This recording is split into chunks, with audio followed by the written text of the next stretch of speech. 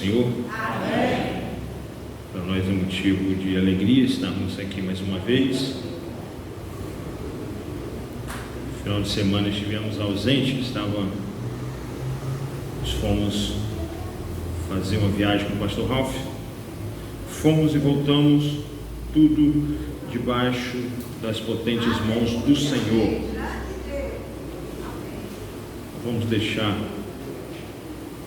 o texto para a meditação da igreja. Vamos ser bem breve, porque o tempo é bem curtinho. A carta que o apóstolo Paulo escreve aos Gálatas, seu capítulo 6, o único versículo, nós vamos deixar para a meditação dos irmãos. Capítulo 6, o versículo 17, diz assim: desde agora ninguém me inquiete, porque eu trago no meu corpo as marcas do Senhor Jesus. Carta que o apóstolo Paulo escreve aos Gálatas. Irmãos, para nós não poder entender, falar sobre marca. Um dia eu estava lendo uma matéria no jornal aqui de Linhares, eu achei isso muito interessante. Uma fábrica de suco, durante o processo para fazer o néctar do suco, erraram o cálculo da quantidade de água que se adicionaria naquele suco, a ponto que acharam os técnicos que aquela quantidade tornava o suco não impróprio para o consumo, mas se eles envasassem e mandassem para o mercado da forma que ele estava, poderia ter um risco muito alto de estragar a marca daquele suco, dado que a marca dele é uma expressão, a qualidade é uma marca daquela empresa. E quando nós vamos falar sobre marcas de Cristo, o apóstolo Paulo aqui, quando ele está dizendo, eu trago no meu corpo as marcas de Cristo, a igreja do primeiro século achava que essas marcas talvez fossem as cicatrizes, os açoites que ele tinha tomado durante sua vida. Depois, passado o ano, viram que não era, porque não seria possível, porque o apóstolo Paulo não teria todas aquelas marcas que Cristo teve durante a sua estada na terra. Nós vamos falar um pouquinho, algumas marcas. Eu andei alguns dias estudando sobre essa questão da marca.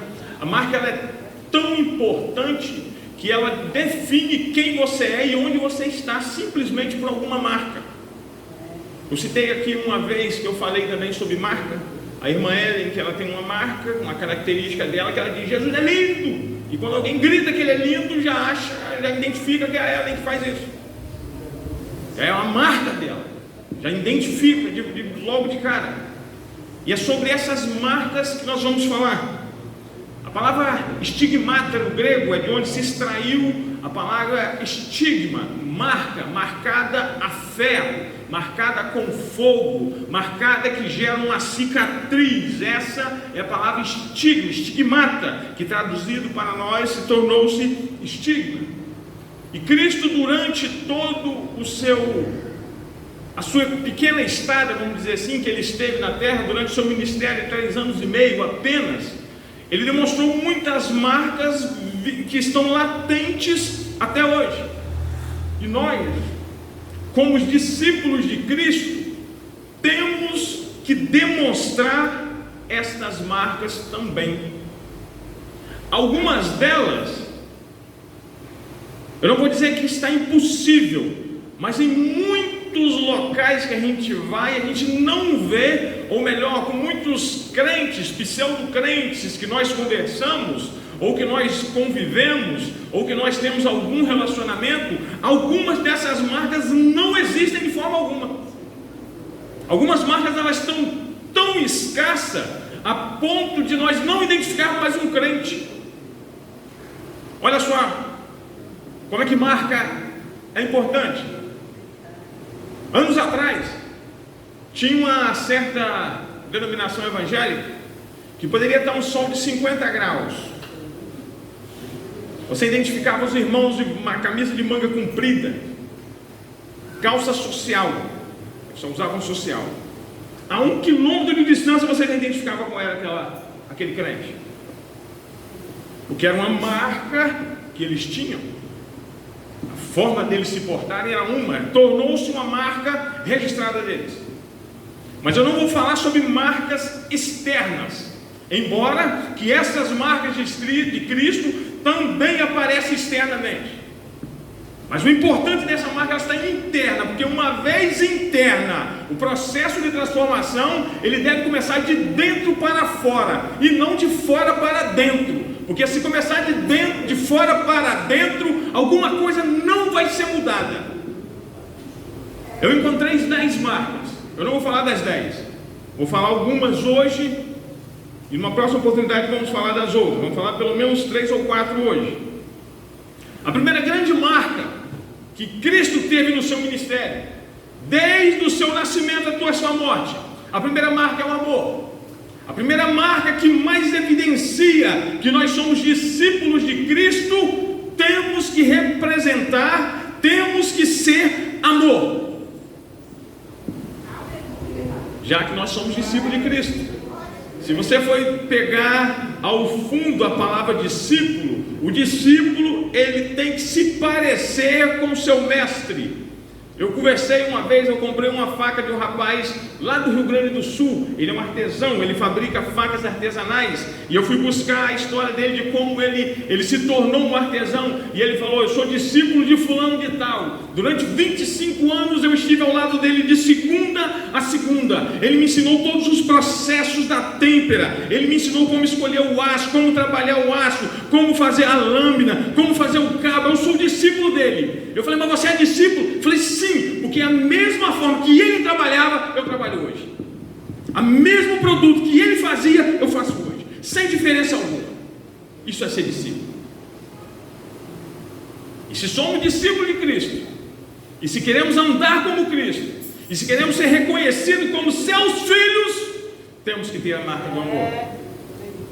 Amém. Em 1 Coríntios, no capítulo 6, versículo 17, diz assim: mas o que se une com o Senhor, nós, discípulos, em um mesmo Espírito, somos iguais. Para ser discípulo de Cristo, tem que ter a marca do amor intrínseco na gente. É aqui que começa a nossa dificuldade. Eu falei aqui uma vez, eu fiz aliás uma pergunta e logo em seguida dei a resposta: por que muito de nós não evangeliza? É muito simples, porque nós só evangelizamos quem nós amamos. Sabe por que nós evangelizamos geralmente dentro de casa? Nós oramos pelo meu irmão, eu oro pelo meu irmão, eu oro pelos meus tios, eu oro pelo meu sobrinho, eu oro pelo parente que não é crente, eu oro pelo meu tio, eu oro pelo meu avô, eu oro pela minha avó que não é crente, mas não oro por um traficante. Eu oro por toda a minha parentela, porque eu amo a minha parentela. Mas quando nós vimos falar de um ladrão, a grande maioria, ele tem que morrer. Isso é fato. Isso é um fato. Nós não evangelizamos porque não amamos. Ou melhor, dirigimos nosso amor apenas para algumas pessoas que me interessam.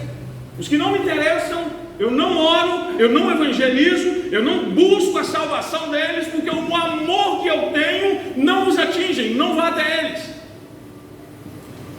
E graças a esse amor, irmãos, por quem não conhece, não conhecemos, é que essa igreja está cheia hoje. Porque Daniel Berg e Gunavig, se não tivessem tomados pelo amor de Cristo, jamais deixariam a sua nação para vir para o Brasil. Sofreram o que sofreram para pregar o Evangelho. Exemplo de amor. Jeremias, no capítulo 31, no versículo 3: há muito que o Senhor me apareceu dizendo: com amor eterno te amei, também com amável benignidade te atrai. Se dissemos que somos discípulos de Cristo e não amamos, não somos discípulos dele coisa nenhuma. Se dissemos que somos discípulos de Cristo e não se parecemos com ele, não somos discípulos dele. Sabe por que a obra missionária ela é tão travada no Brasil? É porque entra num campo dos que não são comissionados aí. Porque eu estudei um pouco sobre missões. Nem todos, irmãos, estão capacitados a ir ao campo. Nem todos. Nem todos têm a condição ou a coragem de largar a sua casa, de largar a sua zona de conforto e ir para um estado onde é muito mais pobre, onde você tem uma renda incerta, onde hoje você pode ter 100, amanhã você não pode ter nada, ou você não pode ter nada hoje, muito pouco amanhã, tá? Ninguém faz isso se ele não tiver muito amor pela obra missionária. Nem todos são capacitados aí, mas todos estão capacitados a orar pelo campo missionário ou pelo missionário e a contribuir. Isso é um fato. E sabe por que é tão travado? Porque muitos amam mais o dinheiro do que a obra, aí não contribui. Amor, é muito simples, é simples assim, irmãos. É difícil de falar um pouco nisso, irmãos. Porque eu costumo dizer que toda mensagem que eu preparo, se ela não falar comigo antes, eu arranco a página e bola e jogo fora. Porque antes ela tem que falar comigo. Amor, é simples assim. Quando nós olhamos para o aspecto do mundo, a gente vê que os aspectos do mundo, não, para o aspecto das igrejas, essa marca de Cristo está escassa. Porque muitas igrejas não têm mais ovelhas, tem números apenas. Isso é muito sério. Isso é muito sério. 1 Coríntios, no capítulo 13, versículo 8, olha a importância do amor, irmãos. As profecias desaparecerão. Claro assim, está no texto. As línguas cessarão. O conhecimento passará. O amor jamais acabará. Como é que dissemos que temos a marca de Cristo ou que somos seus discípulos se não amamos? Como é que dissemos que somos discípulos de Cristo, que temos as marcas dele, e que meu irmão está passando necessidade, está passando privações, está passando uma situação difícil, e como diz um ditado nordestino, quando a farinha é pouca, eu faço primeiro o meu pirão. Não, irmãos, como discípulo de Cristo, quando a farinha é pouca, primeiro vem a do meu irmão, depois vem a minha. Pastor Ralph diz um ditado: sua mãe partia, repartia e ainda ficava com a menor parte. É amor, irmãos. E sem esta marca aqui, ó, todo o restante não vale nada. Não vale nada. Você pode ser o melhor pregador, pode assumir esse microfone e cantar da forma mais bela, aos que tocam, tocar da forma mais esplêndida possível, mas se não estiver amor, não vale de nada. É a marca de Cristo que está faltando hoje nas igrejas. É tão evidente a marca do amor, e durante a viagem nós comentamos. Eu li uma vez uma igreja aqui no estado da Bahia, em Vitória da Conquista, que um pastor mata o outro na porta da igreja com alimento. É a falta da marca do amor. Crentes indiferentes do sofrimento alheio. Um pastor uma vez, esse nisso sabe quem é, apenas por motivo de respeito, não vou citar o nome dele, foram visitar um irmão que estava passando uma situação financeira caótica, doente, uma doença muito grave no município de São Mateus. Chegaram lá, o homem estava com a água cortada, com a luz cortada, e abriram o armário dele, o homem não tinha um único grão de arroz, apenas um pouquinho de fubá. Aí o pastor: não, nós vamos fazer uma oração e Deus vai abrir as portas hoje. E fizeram uma oração belíssima, aquela oração assim, top de linha, e deram as costas e foram embora. Aí quando entraram dentro do carro, eu falei: bom, vamos parar ali, vamos comer o rodízio. Um dos irmãos que estava atrás, ele falou assim: podem comer à vontade, eu não vou comer. Mas por que, irmão? Você não vai comer? Porque eu comer um rodízio sabendo que eu orei para Deus abrir as portas na casa desse irmão nosso, e nós com dinheiro no bolso, a igreja com dinheiro no bolso, e não pôde saciar nem a fome dele agora, neste momento. Se eu comer um pedaço de carne, eu vou morrer, vou passar mal e vou morrer, porque não amamos ninguém. É simples assim. Essa marca de Cristo aqui está faltando na igreja. Louvo a Deus que eu vejo nessa igreja irmãos amorosos, irmãos que se comprometem com o ensinamento, irmãos que têm disposição para visitar, têm disposição para pregar, têm disposição para viajar, têm disposição para fazer tudo dentro, para poder expandir, mostrar essa marca. Mas é uma marca que está escassa hoje na nossa sociedade evangélica no Brasil. Isso é fato. A segunda marca, humildade. Humildade eu acho que é o que mais falta hoje no crente de um modo em geral. É ser humilde. Crente não quer ser servo, crente só quer ser servido. Crente não reconhece que ele é apenas um vaso. Alguns acham que são a última bolacha do pacote. Alguns acham que são a nata da sociedade.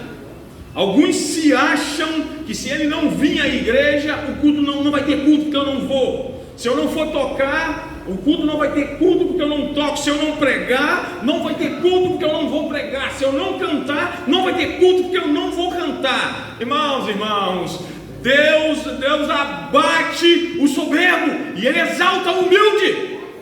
Amém. Está faltando humildade. Jesus é o nosso maior exemplo de humildade. Ele foi o único que pôde dizer: eu sou humilde de coração. Humildade é decisão da vontade. Eu decido ser humilde. Falei muito sobre decisão na Bahia. 2 dias falando sobre decisão. Porque decisão, eu vivo em torno de decisão. Eu decido o que vou fazer. Eu decido. Não existe oração que tira a soberba. Não existe. Tirar a soberba é decisão. Eu decido tirar ela. Eu decido ser humilde.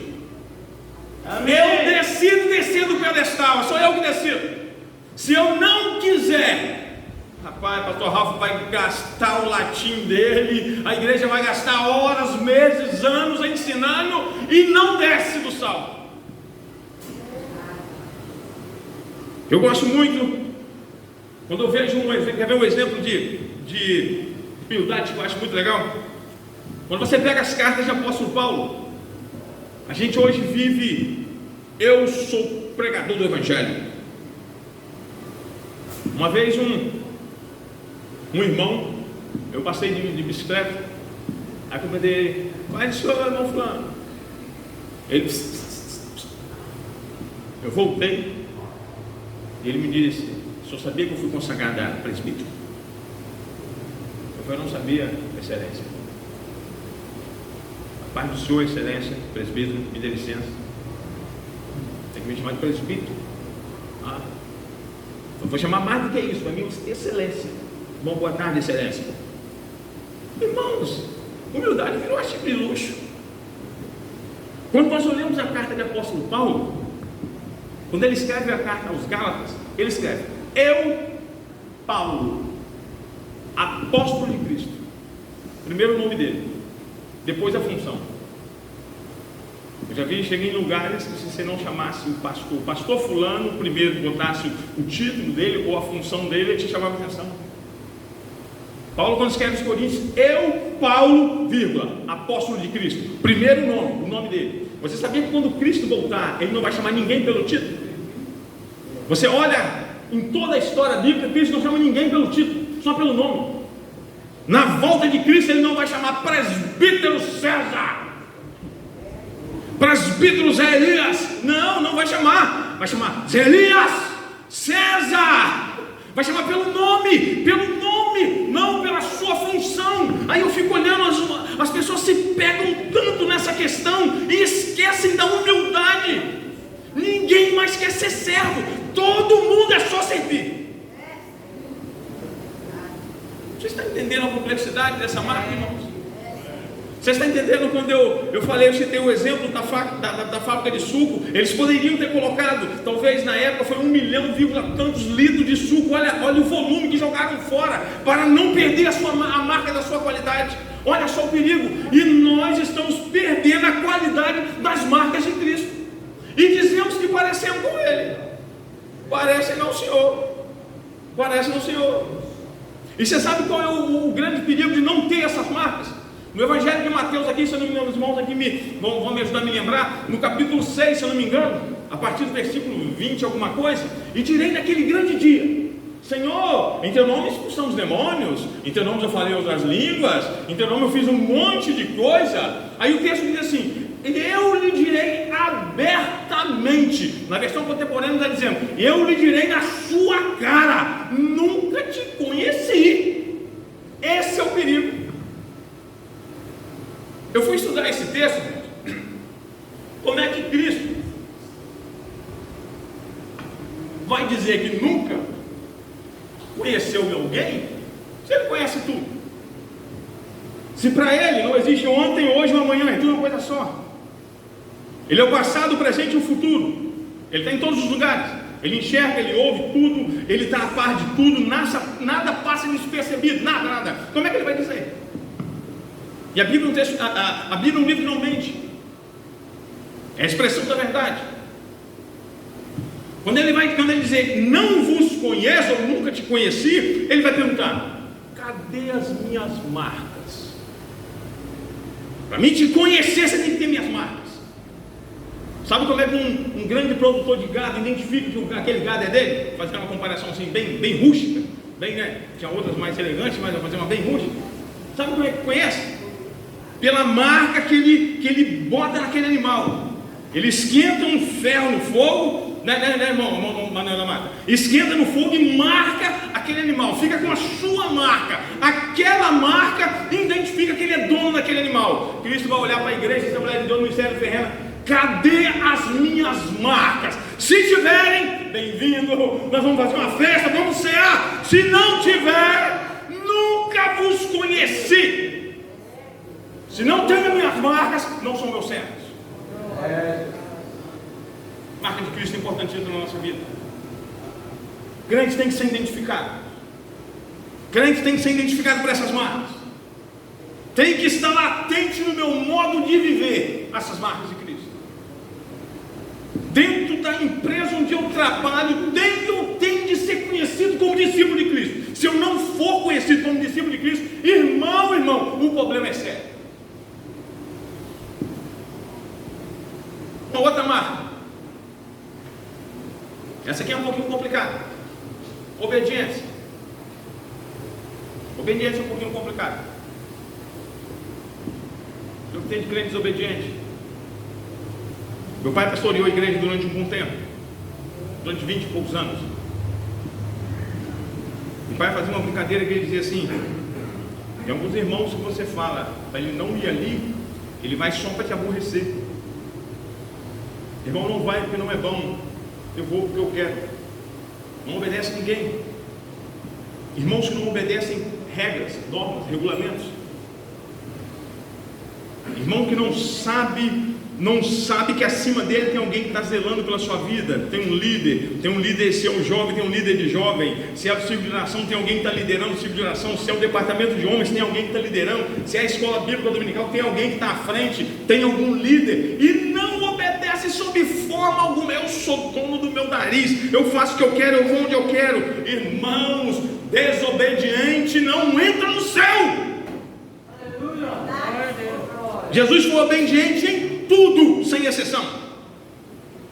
Jesus desceu do céu não para fazer a sua própria vontade, mas a vontade do seu Pai que o enviou. Obediência. Ele sabia que ele tinha uma missão, que a ele foi dada uma missão, e ele desceu para cumprir. E cumprir missão significa seguir ordens, regulamentos, seguir normas. Amém. Eu lamento dizer, que eu trabalhei numa empresa que o dono falava assim: rapaz, você é um dos poucos crentes que eu conheço. Tinha 2 naquela empresa, tinha eu e outro, que eu trabalhei, que a grande maioria só não dá trabalho, é faltão, não cumpre horário. O horário de pegar aqui é 7 horas, o cara chega 7h30. Tinha uns. É vergonhoso dizer isso. Já a cliente chegava aqui na empresa às 7 horas, batia o cartão, ia para o banheiro, ficava até quase às 8, o segundo ele estava orando. Obediência. Isso é muito sério, irmãos. Durante muitos anos, muita gente fez bagunça com o nome de Cristo na questão da obediência. Enganadores que vinham para a tomba em todo mundo. Obediência foi a marca de Jesus e do apóstolo Paulo e deve ser a nossa também. Amém. Aleluia, Senhor, verdade. O exemplo de obediência que eu mais gosto, quando Deus chama Abraão: meu servo, dá um pulinho ali, vai cumprir a missão para mim ali, sai do meio aí dos seus parentes aí, vai lá, vai lá. Interessante que você lê o texto, não diz para onde que ele ia. Aí eu citei o exemplo, eu falei dele com o irmão Josil. Mas já pensou, Jesus? Deus fala com você, vai para um lugar ali, você pega arruma sua trouxa e sai. Aí você chegando lá em Alagoas, lá na terra da Zuleide. Ele fala: não, não é Alagoas não, é Rio Grande do Sul. Rio Grande do Sul, está errado. Puxa vida, mas já dei 1.500 quilômetros para lá, já podia estar lá no Rio Grande do Sul. Aí você vai voltar mais 1.500 para depois e mais 1.500 para lá. Isso que Salomão fez, isso que Abraão fez. Saiu sem saber para onde ia, simplesmente para obedecer uma ordem do mestre. E toda vez que ele manda você ir, ou ele manda fazer alguma coisa, ele garante a vitória. Não tem como dar errado. Vai ter luta, vai ter dificuldade, mas pela sua fidelidade da obediência, ele garante a vitória. Isso é um fato. Isso é um fato. Um outro exemplo muito bacana de obediência, quando Noé recebe a ordem de construir uma arca. Já pensou? Construir uma arca aí. O cara não entendia de carpintaria naval, não sabia nada sobre carpintaria naval, nem mar lá não tinha. Papai, vou construir uma arca. O que é uma arca? Que negócio é esse? Nunca ouvi falar nesse troço. Está aqui o projeto. Vai lá, pica o pau. Ele discutiu, irmão. Ele obedeceu. Ele cumpriu a ordem que o Senhor deu. Cumpriu o negócio. É o que falta a muitos de nós. E o pior, irmãos, naquele tempo tudo era difícil. Hoje tudo é fácil. Eu costumo dizer que a facilidade está nos matando. Se eu quiser falar que a minha irmã está lá na África, 4.000 e tantos quilômetros daqui, de linha reta, saindo de Fortaleza, aliás, dá 4.600 quilômetros de linha reta de Fortaleza. Eu pego o telefone aqui e faço chamada de vídeo, eu vejo ela lá, facilidade. Você pega uma câmera, tira uma foto, você vê o resultado agora. Não ficou boa, você apaga e tira outra. Antigamente você tirava a foto, esperava juntar aquele monte para ir lá revelar, e aí não prestava, tinha que jogar foto, não ficou legal. A facilidade está vindo contra nós. A facilidade está nos jogando por terra. A facilidade está nos acabando. Você quer ver uma moda agora? Uma moda durante, eu acho que tudo, irmão, tudo. A gente tem que pegar a facilidade da tecnologia, porque a tecnologia facilita a nossa vida para pregar o Evangelho. Mas essa facilidade está nos destruindo. Eu só assisto culto online. Eu vi até uma igreja que você pode, no dia da Santa Ceia, comprar um pão, tirar um pedaço, comprar um pouquinho de suco de uva que o pastor abençoa via internet. E você pode tomar. A facilidade está nos destruindo. A facilidade está acabando com a igreja. Com a igreja que eu digo não é a igreja de Cristo, mas com a igreja de instituição. A igreja de Cristo ninguém acaba com ela, ninguém mexe com ela. O diabo pode fazer o que quiser, porque quem é fiel mesmo, e ponto final e acabou. Quem é obediente mesmo é obediente, ponto final e acabou. Isso não tem jeito. Mas os mais fracos estão ficando pelo caminho. A quarta marca, a me caminhar para o final. Cumpriu o horário que o pastor Roque me deu, mas depois ele não dá muita oportunidade mais. A quarta marca, nosso passado horário ele já avisou aqui, depois ele tesoura.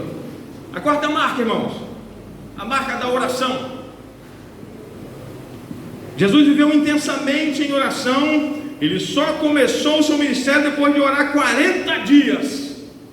Ele se separou para orar. Ele se separou para buscar. Ele se separou para se santificar. Ele se separou para ter um momento reservado com o Senhor. E você sabe qual, aqui na questão da oração, eu vou abrir um parênteses. Irmão, para você orar não precisa vir na igreja não, né, irmãos? Para você orar, tem gente que pensa, vou na casa do Senhor para me orar. Não, irmão, oração começa em casa. Oração começa quando você está dirigindo, lá no trânsito. Oração você não precisa estar, oh meu Deus, no meio da rua, assim não. A oração é espírito, você e Deus, comunicando com Ele, comunhão com Ele. É glória que sobe, glória que desce. Isso é pessoal. Antes de escolher os seus apóstolos, Jesus orou. Está lá em Lucas no capítulo 6. Ele começou o seu ministério orando, e orou durante todo ele, e encerrou o ministério em oração. Porque muitos dos nossos planos ficam pelo meio do caminho, porque nós só lembramos de orar a hora que a casa está caindo. Nós só lembramos de orar quando tudo está desandando. No início, não, eu recebi uma grana boa, vou fazer o que eu quero. Eu sou dono do meu nariz, eu vou para onde ele apontar, não busca direcionamento de Deus. Aí o pior, aí depois ele vai dizer assim, ô pastor Igor, ora, porque o diabo está furioso. O diabo está furioso. Não, irmão, não é o diabo não, a verdade é sua. Você não orou, não buscou orientação, não buscou informação, não buscou se dedicar à oração para ter uma união com Deus, para Ele te orientar por onde passar, por onde ir. Quebra a cara. O crente quando ora quebra a cara, não tem jeito. Um irmão uma vez me contou que estava negociando um lote para comprar. Um lote bom, pareceu um preço excelente, aquelas oportunidades que aparecem que são, parece que é único, nunca mais vai ter outra daquela. Eu vou comprar esse imóvel. Chegou em casa e a mulher, não, vamos orar primeiro. Vamos orar. Aí ele pediu 20 dias de prazo ao homem. Vamos, não, beleza, então dia X eu venho, não, só pode vir. Foi orando. 20 dias orando, de manhã, meio-dia, de tarde à noite, de manhã, meio-dia, de tarde à noite. Completou os 20 dias, o dia que o homem ia vir para poder fazer a tratativa da documentação, fazer o pagamento. Ele veio para um culto de círculo de oração de manhã, no sábado. E ele parou na porta da igreja, tinha algumas pessoas conversando, e do outro lado da rua tinha duas senhoras, e no meio da conversa das duas senhoras, uma faz assim para ele. Ele nem sabe se esse movimento estava dizendo não, mas ele foi tocado, ele olhou, ele falou, meu Deus, se for o Senhor, ela vai repetir. E ela tornou a olhar e fez esse sinal de novo. Ele não comprou o lote. Dias depois, passa na televisão, e tinha um cidadão pegando o mesmo lote já tinha sido vendido para 10 pessoas diferentes, com 10 documentos falsos, já tinha dado tombo em 10, ele ia ser o 11º, apenas porque buscou orientação do Senhor, não caiu no golpe. Você sabe por que tem muito casamento hoje que anda afundado na lama, difícil de estar rompendo os trancos e barrancos? É porque na época do namoro não buscou orientação, não buscou oração, não foi atrás de nada. Ah não, o olho viu, gostou, é meu. Hoje está pagando preço. Não ora. Em 1 Tessalonicenses 5,17, orai sem cessar. É a única maneira da igreja vencer, irmão, é orando, é afinando os laços com o Senhor através da oração. Meu exemplo legal de oração e adoração junto aqui, quando Paulo e Silas estão na prisão, no cárcere interior. Segundo conta a história, essa parte do cárcere, alguns falam que era o buraco, que é na parte de baixo da prisão, na parte mais baixa. Segundo conta a história conta desta forma, todo o esgoto, todo o restante da prisão passava lá por baixo onde ele está. Aí eu faço para você imaginar o tamanho dos ratos que não deveriam ter naquele lugar. Vocês deveriam ser confundidos com capivara, tão grande. ou com gambá, de tão grande, baratas, lacraias. E o castigo que esse homem tinha tomado, as suas costas em carne viva, literalmente, em carne viva, literalmente, todo quebrado, igual arroz de terceira, moído. O texto diz que Paulo e Silas oravam e cantavam, oravam e adoravam, oravam e adoravam. E quando você bota esses dois verbos juntos, oração e adoração, qualquer cadeia estremece, irmão.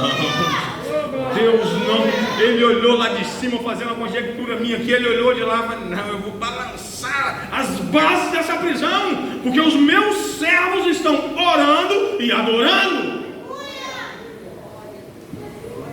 Como se a igreja soubesse a importância da oração. A igreja nunca tinha se distanciado da oração como se distanciou. Quando eu falo se distanciou, talvez os mais novos aqui, que vão lembrar de oração só de há poucos anos atrás. Mas nós temos aqui alguns irmãos que são bem antigos, bem maduros na fé. O Manuel, pastor Ralph, vem de uma realidade diferente da nossa. Vem de uma realidade onde o piso não tinha cerâmica, muitas vezes era chão batido. Banco era aqueles bancos desconfortáveis, sem encosto. Talvez aqui alguém lembra disso. Eu vim nessa igreja aqui, na época ainda do pastor Filho. Eram os bancos desconfortáveis. Dava dor nas costas, que não tinha encosto. Hoje, se bobear, a gente dorme sentado. Mas naquele tempo, quando a igreja começava a orar, o céu se abria sobre o lugar. A igreja se desviou da oração. A igreja tomou outros atalhos, estão querendo tomar outros atalhos. E a orientação de Cristo, da igreja, de apóstolo Paulo manda para a igreja é orar sem cessar. É oração. É verdade. Quer ver uma mudança na tua família? É oração. É por causa da oração que talvez muitos de nós estão aqui. Eu sou exemplo de oração. Sou resposta de oração. Quer falar sobre um pouquinho sobre oração? Pergunta a Gessenia ali sobre oração. Quer entender um pouquinho sobre oração? Vai conversar com ela. Sobre o do seu lado, do marido catingoso do seu lado. E ela orou firmemente. E a resposta veio. Aleluia. Glória a Deus. Para me encerrar. Amém. Eu lembro uma vez, a mãe Isaura foi na nossa casa. Uma velhinha desse tamanhozinho, usada por Deus. Foi engraçado que nesse dia, nosso cachorro estava usado pelo capiroto e comeu o chinelo dela. Ela só já descalço. O chinelo vai no cachorro, mastigou o chinelo inteiro. E ela fez uma oração, eu estava afastado na época. Ela falou assim: irmão César, sempre me chamou de irmão. Nunca mudou essa tratativa. Irmão César, sua mãe não gerou filho para o inferno. Sua mãe não gerou filho para estar na situação que você anda. Deus está te chamando de volta. É chegado o momento. A gente quando se afasta, a gente fica duro. Mas isso para Deus não é nada, irmão. É nada, nada, nada. E eu dei o meu um de riso de deboche. Ela falou assim: meu filho, pode rir, mas em pé, andando ou em pedaços, Deus vai te levar de volta para a casa dele. Dias depois eu estava indo para Soretama, eu era supervisor de segurança de uma empresa, estava indo fazer uma inspeção em Soretama. Eu nunca vi aquilo. O pneu soltou da roda da moto, pneu traseiro. A moto saiu a traseira assim, invadiu a contramão. Vi uma carreta de eucalipto no sentido contrário. Falei: vou morrer debaixo da carreta. Eu não acredito no ateísmo. Eu não acredito. Porque todo ateu na hora da morte ele come com Cristo. Na hora que eu vi que eu ia entrar debaixo da carreta, eu falei: Jesus, me ajuda!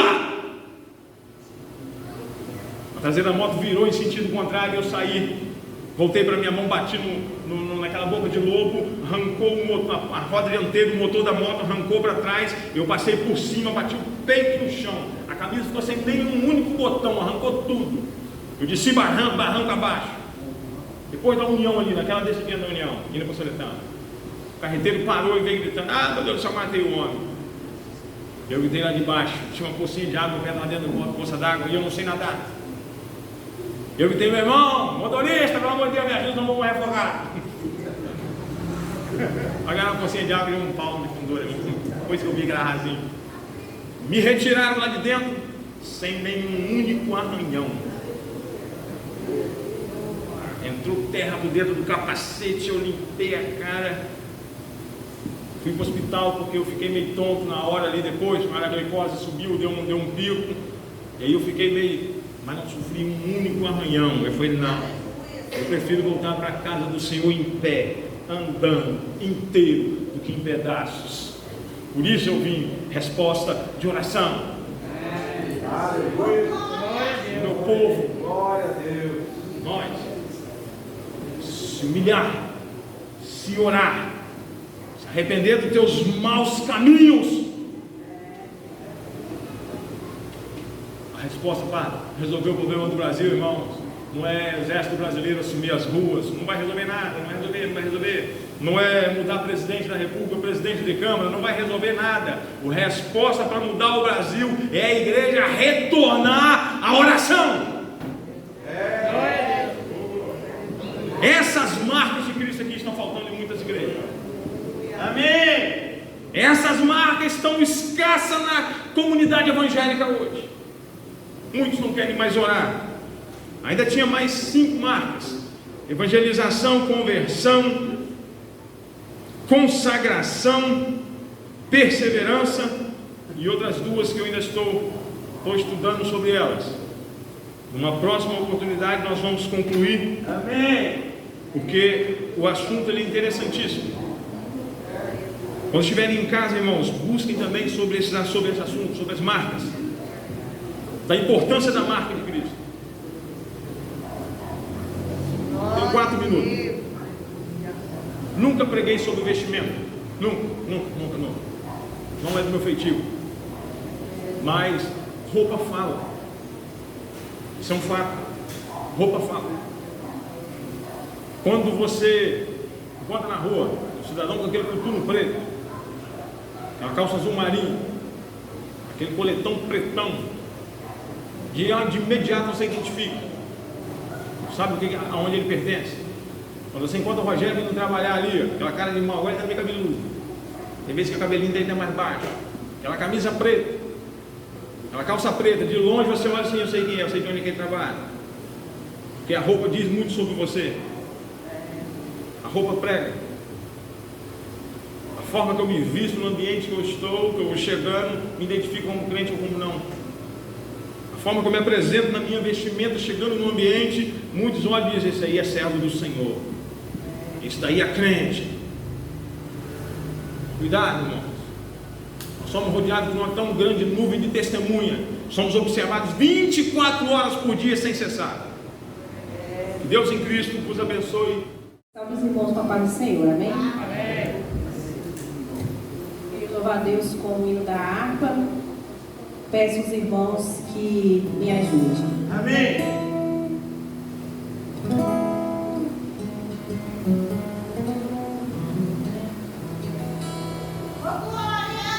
Aleluia.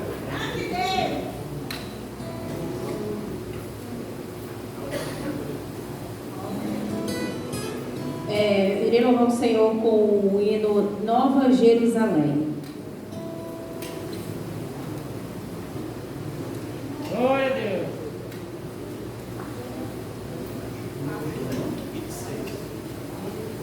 Número 26. Eu vim com o hino na mente, só que esqueci o número.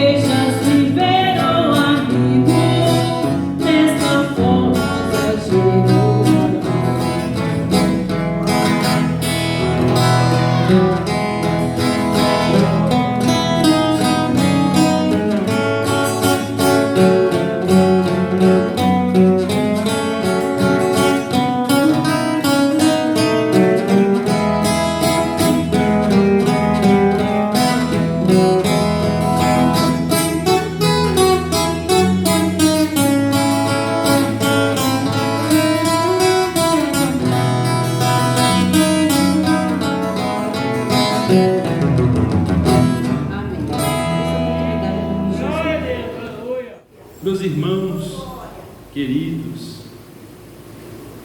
vou falar um pouquinho da palavra de Deus com os irmãos. Nós já ouvimos um pouco, os irmãos já guardaram aí as marcas. Quem veio, como todos nós viemos nesta noite, preparados para aprender, aprendemos sobre 4 marcas, né? Eu já guardei no meu coração, né? 4 marcas importantes, né? Amor, humildade, obediência e oração. Depois o nosso presbítero vai falar mais sobre este assunto. Então eu vou falar com os irmãos sobre um outro assunto. Amém, irmãos? Amém. Vamos aproveitar que nós temos ainda alguns minutos, né? Nós já estávamos ficando acostumados com o horário de 8h30, né? Mas a pandemia e as exigências, elas estão mais brandas, né, irmãos? E aí nós vamos ter mais tempo para ficar na casa de Deus, porque a gente passa tão pouco tempo na casa de Deus, né, irmãos? E graças a Deus por esta oportunidade. Irmãos, eu quero ler com os irmãos carta que Paulo escreve aos Filipenses, capítulo 4, verso 11, verso 12, verso 19. Carta que Paulo escreve aos Filipenses, capítulo 4, verso 11, verso 12 e verso 19. Amém. Glória a Deus. Agora você armazena aí mais um pouco da palavra de Deus. Coloca uma vírgula de tudo que você ouviu até agora, para dar continuidade no que nós iremos pensar nesta noite com os irmãos. Filipenses capítulo 4, versículo 11, 12 e 19. Nós vamos ficar com a Bíblia aberta para a gente ler. Está escrito assim, verso 11: não digo isto como por necessidade, porque já aprendi a contentar-me com o que tenho. Verso 12: sei estar abatido e sei também ter abundância.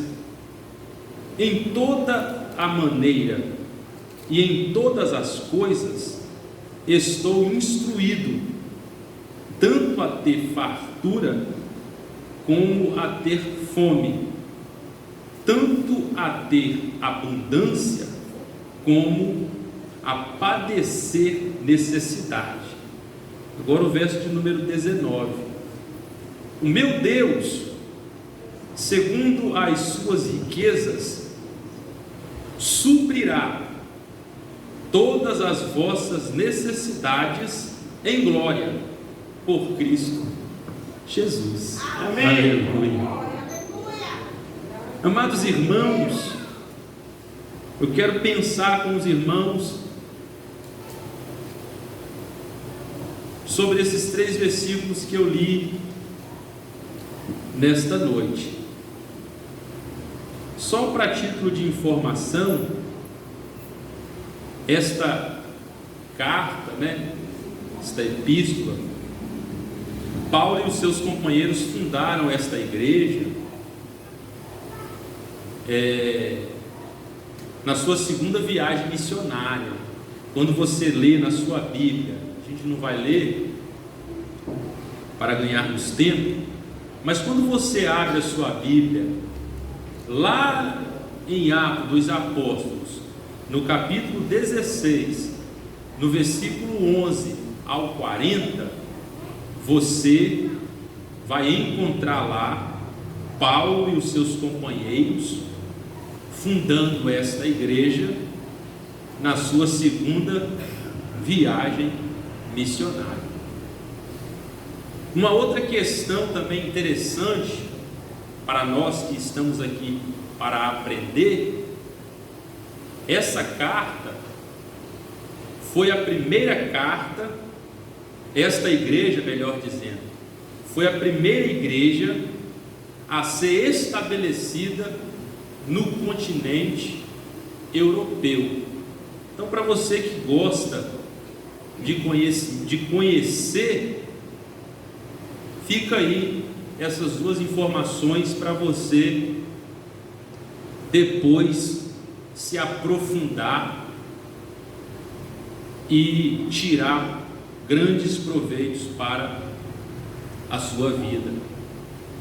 Então, essas 2 informações, Paulo, quem fundou esta igreja, junto com alguns companheiros, de viagens, sua segunda viagem, ele funda essa igreja, certo? Essa igreja foi a primeira igreja estabelecida no continente europeu, porque nós sabemos, irmãos, que tudo que está escrito na Bíblia, tudo que aconteceu na Bíblia, desde Gênesis até o Apocalipse, tudo, de Gênesis ao Apocalipse, tudo aqui, todo o acontecimento aqui aconteceu no Oriente Médio, no norte da África e na Europa, certo? Então, tudo que você vê aqui na Bíblia Sagrada, de Gênesis a Apocalipse,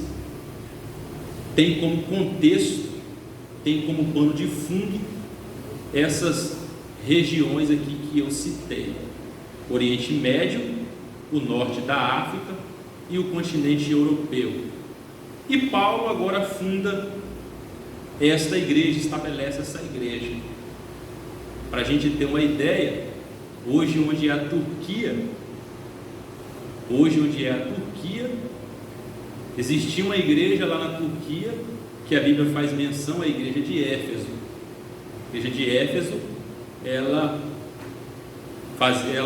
pertenceu à região hoje conhecida como Turquia, que é um país islâmico, Então a gente vê quando se perde o amor por Cristo, acontecem essas coisas, Então a gente não pode perder o nosso amor que nós temos para com Cristo. Paulo, ele estava em uma prisão domiciliar. Paulo estava preso, porque as prisões nesse contexto aqui, nesse momento aqui, eram assim, né? Eram prisões, prisão domiciliar. Paulo estava em uma prisão domiciliar em Roma, e ele recebe de Deus ali. Paulo, ele não parava, né? Mesmo preso, Paulo sempre estava pensando, né? E crer também é pensar, né? E Paulo estava ali pensando, e ele propôs no seu coração de escrever esta carta com 4 capítulos. O propósito dessa carta aos Filipenses é mais para agradecer. É uma carta diferente, né, das cartas de Paulo, né? Existem algumas cartas que Paulo escreve para doutrinar, para corrigir alguns problemas, né, como em Corinto, Romanos, que é onde Paulo demonstra ali o seu conhecimento teológico, porque Paulo, ele tinha muito conhecimento teológico, e em Romanos você vê Paulo teologando ali de uma maneira muito profunda acerca de alguns assuntos. Mas esta carta aos Filipenses, Paulo não queria doutrinar ninguém, Paulo não queria corrigir nenhuma situação. Paulo escreve essa carta para agradecer, simplesmente agradecer. Paulo, ele era um homem grato, né? Paulo sabia ser grato, e esse agradecimento era porque estes irmãos filipenses, tendo pouco recurso, do pouco recurso que esses irmãos tinham, eles enviaram para Paulo ajudar algumas igrejas, alguns irmãos que estavam em necessidade. E Paulo recebe essa ajuda ali dos filipenses, né, um dinheirinho, porque Paulo ele não gostava, irmãos, quando você vai estudar a palavra de Deus, Paulo não gostava de receber dinheiro no sentido de para que as pessoas não viessem ter uma interpretação errada dele, né? Você vai ver Paulo em Corinto falando essa questão. Ele não gostava muito de receber contribuição financeira, para não dar motivo para as pessoas pensar que Paulo pregava por dinheiro. Então ele evitava receber dinheiro, ele recebia ajudas, donativos e essas coisas assim, mas dinheiro em espécie dificilmente ele gostava de receber, para que as pessoas não viessem ter uma interpretação dele equivocada, certo? Mas aqui ele acabou recebendo uma contribuição financeira desses irmãos da igreja de Filipos, e ele agora vai agradecer estes irmãos. Então a gente aprende uma lição maravilhosa com o apóstolo Paulo, agradecer, né, irmãos? Agradecer, ser grato às pessoas, né? Porque a gratidão ela é vertical e horizontal. Você tem que ser grato para com Deus, e também você precisa aprender a ser grato para com o seu próximo, né? E Paulo, ele sabia dessas verdades, e por saber dessas verdades, Paulo agora escreve esta carta para agradecer os irmãos. E quando chega no capítulo de número 4, eu aprendo aqui, irmãos, lições importantes da Bíblia, porque a gente, quando lê a Bíblia e deixa a Bíblia falar com a gente fica maravilhado. É importante você ter um curso teológico, é importante você estudar teologia, é importante todas essas coisas. Mas a Bíblia por si só, ela já fala maravilhosamente com a gente, né? E aqui nesses 3 versículos que eu li com os irmãos, eu aprendo 3 lições que os próprios versículos citam para nós. Vamos aí ver o versículo de número 11 que eu li. Vamos examinar o versículo de número 11 que eu li, para a gente ver aqui o pensamento de Paulo. Esse aqui é o pensamento de Paulo. E esse pensamento de Paulo é interessante. Se atentar para esse pensamento de Paulo, aplicar esse pensamento do apóstolo nas nossas vidas. Olha só o que é que Paulo vai dizer com os irmãos. Não digo isto como por necessidade. Não digo isto como por necessidade. Depois dessa vírgula aqui, que Paulo vai dar continuidade à sua fala, ele traz um pensamento interessante, que nós precisamos nos atentar para ele. Olha o pensamento de Paulo: porque já aprendi a contentar-me com o que tenho. Não é maravilhoso esse pensamento de Paulo? Ele está dizendo: olha Filipenses, eu não estou aqui demonstrando a minha gratidão a vocês, porque Paulo ele era tremendo. Paulo não gostava de bajular ninguém, não gostava que ninguém o interpretasse como um bajulador. Paulo já logo corta logo pela raiz o mal, porque tem pessoas que interpretam errado a gente, e Paulo já logo corta o mal pela raiz. Eu não quero que vocês se sintam bajulados, eu não quero que vocês se sintam, eu não quero que vocês tenham o ego de vocês amassageado, eu não quero que vocês se sintam importantíssimos pelas coisas que eu estou falando. Porque tem pessoas que confundem quando você agradece a ele, né? Ele confunde, pelo fato de você agradecer, pelo fato de você tecer a ele um elogio, ele às vezes confunde. É por isso que a Bíblia diz que nós devemos fugir dos elogios, porque tem pessoas que não têm estrutura para ser elogiada. Então Paulo já vai logo cortar logo o mal pela raiz. Paulo vai dizer: olha, eu estou agradecendo a vocês, reconhecendo o grande benefício que a contribuição de vocês trouxe para mim, só que não estou fazendo isso como por necessidade, a fim de vocês mandar mais oferta para mim. Aí ele vai trazer o pensamento dele, que é fantástico.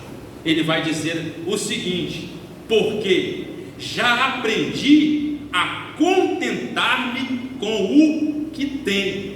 Paulo, em outras palavras, quer dizer o seguinte: olha, sem a contribuição de vocês e com a contribuição de vocês, eu sou feliz. Com a contribuição de vocês ou sem a contribuição de vocês, eu sou feliz. Eu vou continuar amando vocês, eu vou continuar sendo irmão de vocês. Porque tem gente que pensa assim: só gosta da pessoa enquanto a pessoa está ajudando ela. Não tem gente assim? Só consegue ser amiga, só consegue ser gentil se alguém for gentil com ele. Paulo está dizendo: não, vocês contribuindo e vocês não contribuindo, nós vamos continuar sendo as mesmas pessoas. Aleluia. Glória a Deus. Eu preciso aprender isso com Paulo. Eu preciso olhar para esse pensamento de Paulo e dizer assim para mim mesmo: preciso amar, eu preciso ser amigo, eu preciso rir, independente das circunstâncias. Então esse primeiro pensamento aqui, eu aprendo com o apóstolo Paulo a me contentar com o que eu tenho. Eu preciso me contentar com o que eu tenho. Por isso que Paulo era um crente fiel, irmãos. Por isso que Paulo era um crente sem fronteira. Nada detinha Paulo. Paulo não era aquele crente bipolar. Você já viu essa expressão? Bipolar? Paulo não era aquele crente de duas faces ou duas caras. Não, Paulo não. Paulo, ele era fiel a Cristo, independente de qualquer circunstância e de qualquer situação. Sabe por quê? Porque ele vai dizer assim: eu aprendi a contentar-me com o que eu tenho. Se eu não tenho nada, eu vou ser feliz sem nada. Se eu tenho alguma coisa, eu vou ser feliz com aquilo que eu tenho. Aleluia, glória a Deus, bendito seja o nome do Senhor.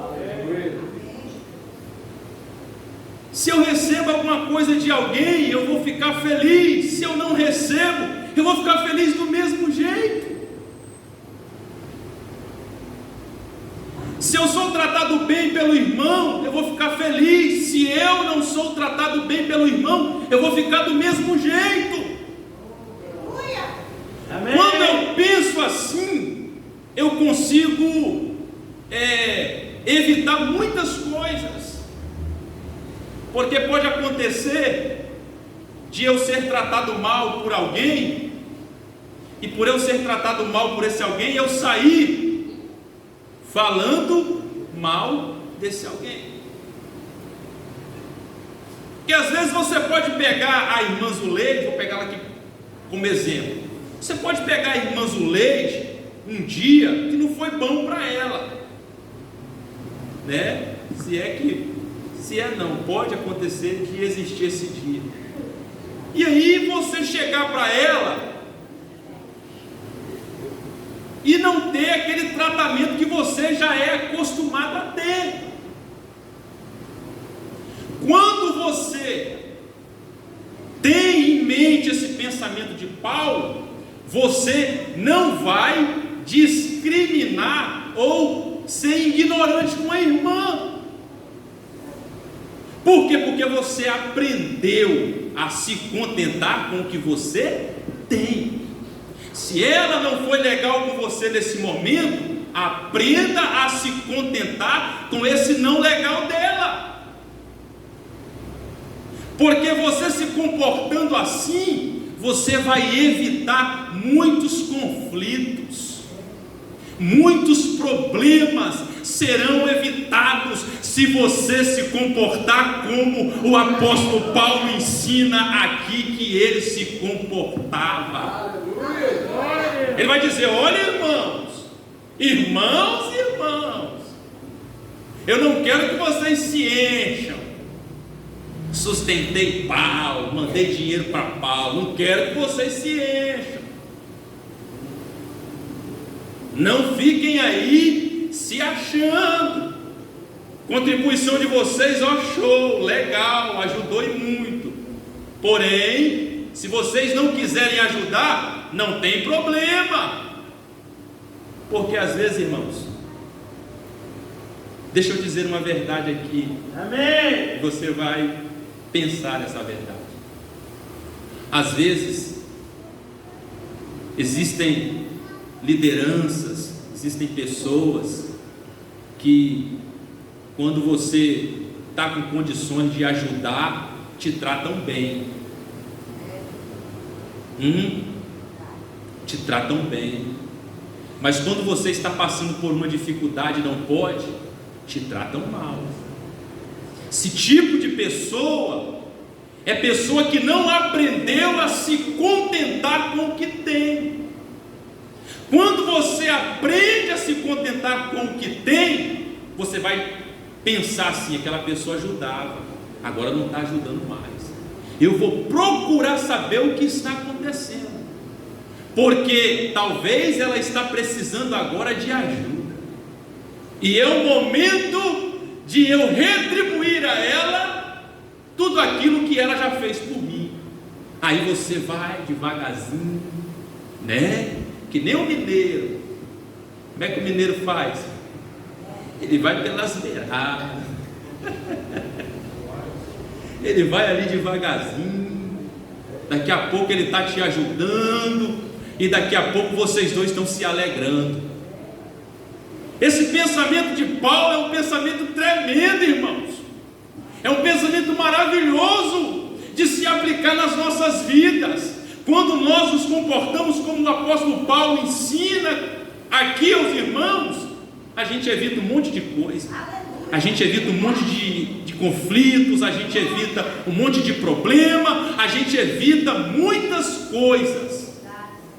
Porque hoje você pode estar bem, eu vou ser seu irmão, mas quando você estiver mal, eu quero ser seu irmão também, porque eu aprendi a me contentar com você bem e com você mal. Aleluia! Glória a Deus. Que bênção de Deus é ouvir o apóstolo Paulo dizer para os irmãos. Então gravem isso, gravem isso.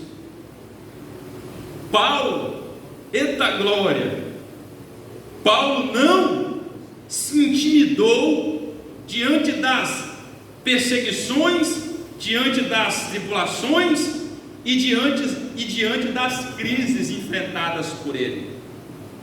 Antes, o seu destemor e a sua ousadia se sobressaíram em meio às dificuldades que ele enfrentou.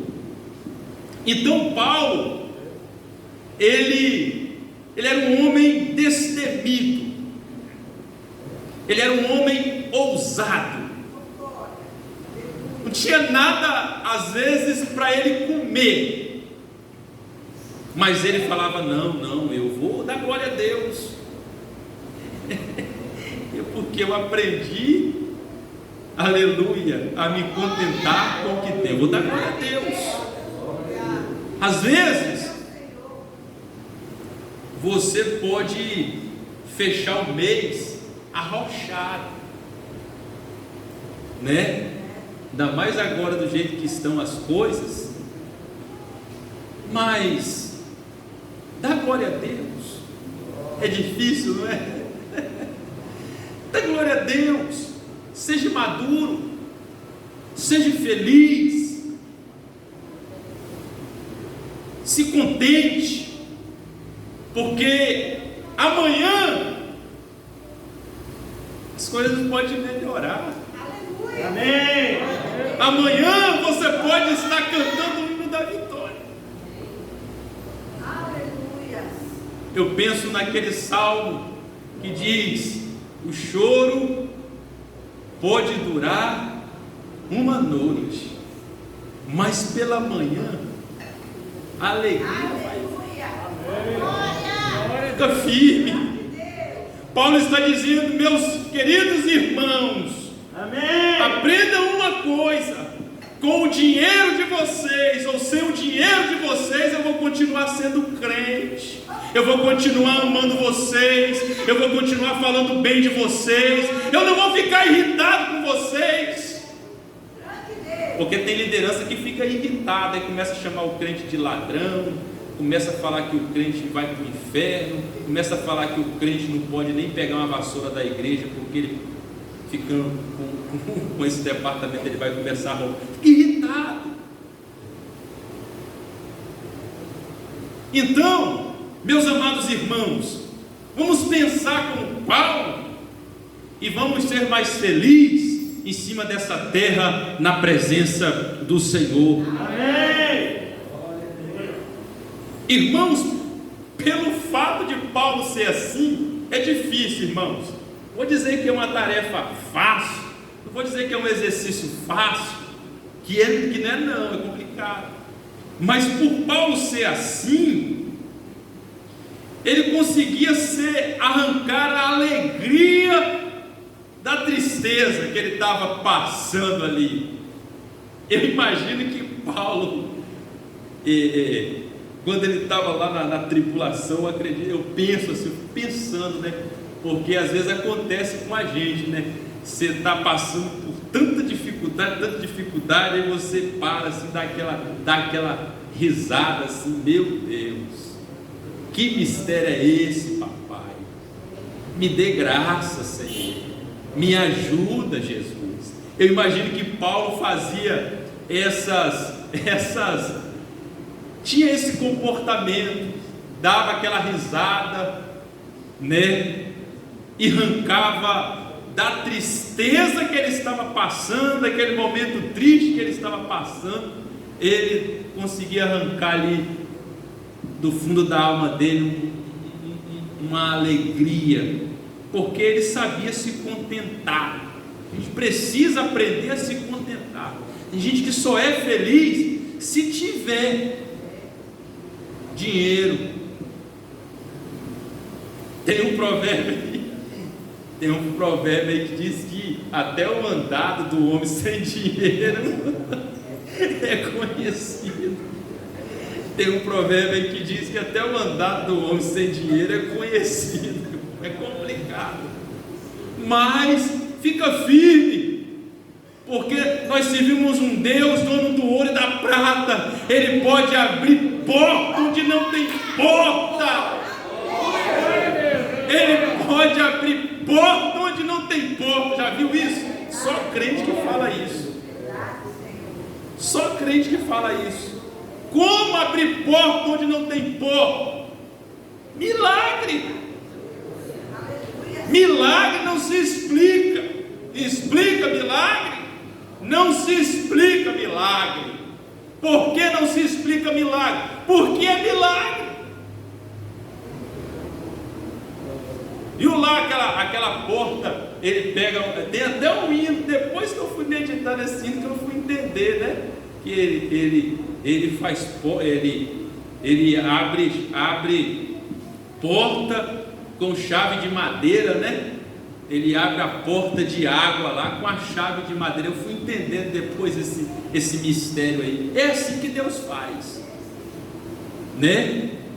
E aí, quando ele abre a porta, a vitória deságua. Aí você começa a sorrir, né? Porque o coração de Deus fica triste, irmãos, quando a gente pensa o contrário de Paulo, né? Quando a gente pensa ao contrário de Paulo, o coração de Deus fica triste. Imagine você chegando para Deus com esse pensamento ao contrário aqui. Você só sou adorador, só ri, só vou nos cultos porque está dando certo os negócios para mim. E quando começa o negócio desandar um pouquinho, aí vem aquela tristeza, eu não vou no culto hoje não, está complicado. Poxa, irmão, isso deixa Deus triste. Mas quando Deus vê um crente, quando Deus vê um servo passando pela moenda, passando pelo vale da sombra da morte, mas ali firme, Deus fala: ali sim, ali eu vou dar vitória, daqui a pouquinho eu vou dar vitória para esse servo meu. Então, irmãos, aprender a se contentar com o que tem é maravilhoso. Vamos guardar isso no nosso coração. Paulo ensina esta verdade, e isso fez com que Paulo ficasse firme e constante na presença do Senhor. Agora vamos aí para o versículo de número 12, para a gente já caminhar para o final. Olha o versículo de número 12, você conhece esse versículo aqui. Sei estar abatido e sei também ter abundância. Em toda maneira e em todas as coisas estou instruído, tanto a ter fartura como a ter fome, tanto a ter abundância como a padecer necessidade. Aqui, irmãos, tem uma outra lição maravilhosa que o próprio texto nos traz. Que lição é essa, irmãos? Equilíbrio em todas as circunstâncias. Olha só o que Paulo está dizendo. Gente, sei estar abatido, sei também ter abundância. Em toda maneira e em todas as coisas estou instruído. Aí aqui, tanto a ter fartura como a ter fome, tanto a ter muito como a ter pouco. Então aqui a gente vê Paulo trazendo o pensamento, que a gente vê Paulo ensinando: olha, aprendam a ser pessoas equilibradas. Às vezes a gente ganha pouco e pega aquilo que a gente ganha, que é pouquinho, e não sabe administrar, não sabe ter um equilíbrio, e aí não vai dar nada que preste. Então Paulo, ele ensina aqui a questão do equilíbrio. Agora pensa comigo, o equilíbrio que Paulo traz aqui, se você parar para pensar, está ligado a uma palavra interessante, que só se consegue ter equilíbrio se tiver essa palavra aqui em mente. Que palavra, irmão Igor? Vou falar. A palavra abnegação. Você só consegue ter equilíbrio se você tiver em mente essa palavra, abnegação. O que significa a palavra abnegação? A palavra abnegação significa estar desapegado das coisas, não ser apegado às coisas. E Paulo está dizendo: olha, eu consigo ser equilibrado porque eu não estou preso a nada. Eu consigo ser equilibrado porque eu não estou preso a nada. Ou seja, se eu tenho muito, eu não me prendo ao muito. Se eu tenho pouco, eu também não me prendo ao pouco. Porque tem gente que quando tem muito, meu Deus do céu, ele se apega tanto ao mundo, mas tanto, que aí ele acaba sendo escravo do muito.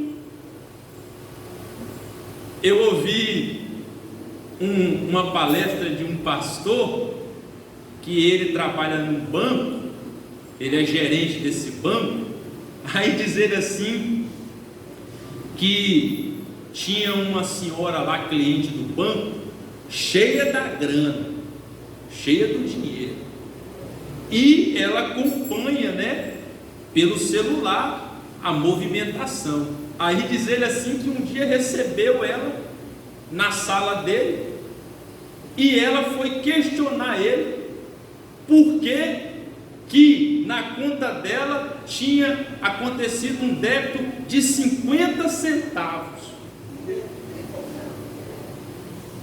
Ela foi lá questionar ele, que tarifa era aquela?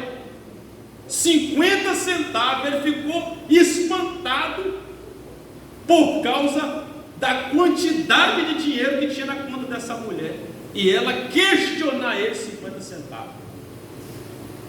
Aí a gente vê como que a pessoa vira escrava do dinheiro. Então tem gente que tem muito, que se apega tanto ao muito, que se torna escrava do muito. E tem pessoa que quando não tem nada, se apega tanto ao nada, que fica um murmurador. Aí ele reclama, murmura: eu ganho pouco, tá pouco, não vai dar, eu estou comendo isso, eu não consigo isso. Paulo está dizendo: gente, eu sou tão equilibrado que quando eu tenho muito eu dou glória. Não vira escravo do muito, Mas quando eu tenho pouco, eu também dou glória. Eu não fico reclamando, eu não fico murmurando. Entendeu o mistério do apóstolo Paulo para nossas vidas nessa noite? Irmãos, Paulo está dizendo: eu sou equilibrado. Eu sou equilibrado. E Paulo passa esse pensamento dele para os irmãos filipenses. E eu, que não sou bobo, pego esses pensamentos do apóstolo Paulo e vou tentando, ir lá e chegar aqui, o próximo aqui do pensamento dele. É difícil, meu irmão, é complicado, meu irmão, mas com a ajuda do Espírito Santo de Deus a gente chega lá. Com a ajuda do Espírito Santo de Deus a gente chega lá. E Paulo, ele, aleluia, não era um homem apegado. Tem gente que é apegado demais, irmãos. Tem gente que é apegado demais. As duas situações, apegado demais ao muito e apegado demais ao nada, ao pouco, melhor dizendo. A gente tem que ter o equilíbrio. Com equilíbrio você vai longe. Com equilíbrio você vai longe. Aleluia, glória a Deus. E a gente tem alguns outros exemplos de pessoas que não eram apegadas. Olha só, Paulo, irmãos, ele era um homem que tinha um equilíbrio tão tremendo, e ele não estava apegado a nada, que ele vai dizer o seguinte: eu não tenho a minha vida por preciosa. Então Paulo não gosta, não, nada a ver. Paulo está dizendo: eu não tenho a minha vida por preciosa, contudo que cumpra em mim a vontade de Deus. A felicidade de Paulo era servir a Cristo. Essa era a felicidade de Paulo, esse era o prazer de Paulo. E por isso que ele está dizendo isso aos filipenses, porque tinha crente lá em Filipe que estava começando a cambalear. Porque se nós descuidarmos, irmãos, a gente só consegue ser feliz na presença de Cristo tendo muito. A gente só consegue ser feliz na presença de Cristo tendo muito. Se a gente descuidar, se a gente não vigiar, a gente só consegue ser feliz tendo muito. Aí Paulo está dizendo: eu não tenho a minha vida por preciosa. Eu quero me alegrar na presença do Senhor. Irmãos amados, existe alguns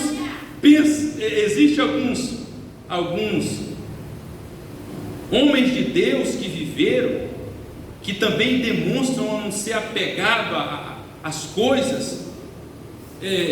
Tem um homem por nome Lutero, o Martinho Lutero. Martinho Lutero, ele pensava tanto nas coisas de Deus, que quando você vai olhar o Martinho Lutero, ele orava, estava vendo, ele orava 3 horas por dia. Um falou sobre oração, e esse Martinho Lutero, ele orava 3 horas por dia em favor dos perdidos. Ele tirava 3 horas do dia dele para orar em favor dos perdidos. Teve um tal de John, a história desse homem é linda. Ele orava, e na oração dele ele dizia o seguinte: dai-me a Escócia, senão eu morro. Isso, ele dizia assim: me dá a Escócia, senão eu morro. Você já parou para pensar? E teve um outro também, o David, que esse daqui foi tremendo a história dele. Ele orava em um chão gelado, e ele passava horas e horas desse chão gelado orando, e ele começava a cuspir sangue em oração. pela salvação dos índios. Ele dizia: salva os índios, salva os índios. Ele não se importou com a saúde, ele não se importou com nada, porque a preocupação dele era a salvação dos índios. Então, irmãos, a gente precisa ter esse equilíbrio em ter muito e em ter pouco. Eu vou encerrar agora com o versículo de número 19, certo? Para a gente poder finalizar. Olha só, Paulo dizendo, agora para fechar: o meu Deus, oh glória, o meu Deus, olha só essa expressão, o meu Deus, segundo as suas riquezas, aleluia, suprirá todas as vossas necessidades em glória por Cristo Jesus. Aleluia. Foca na expressão o meu Deus, porque a ênfase aqui está nessa expressão, o meu Deus. Quando Paulo expressa assim, ele mostra um outro pensamento dele, e esse pensamento aqui é fantástico. Que pensamento é esse? Paulo, ele passa para os irmãos filipenses e para mim um pensamento tremendo. Que pensamento é esse? Eu preciso ser firmado em Deus. Quando Paulo diz o meu Deus,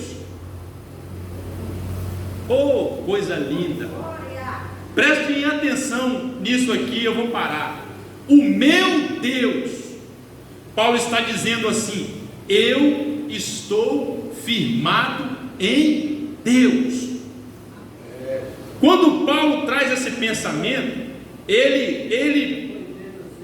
quando Paulo traz esse pensamento, Paulo deixa bem claro que ele não pegava nenhuma igreja como referência para ele se firmar. Paulo, quando diz o meu Deus, Paulo está dizendo: olha, não é nenhuma igreja que vai suprir, não, as ajudas são boas, mas eu não pego nenhuma igreja como referência para eu estar firmado. Tem crente, irmão, que pega o outro crente como referência para ele se firmar. Aí o outro crente dá um mau testemunho, aí o outro crente decepciona ele, o que ele faz? Vou sair da igreja. A irmã que eu tanto admirava pecou. Ah, não, vou parar de ir para os cultos. Oh, você está aqui por causa do seu completo, por causa do seu.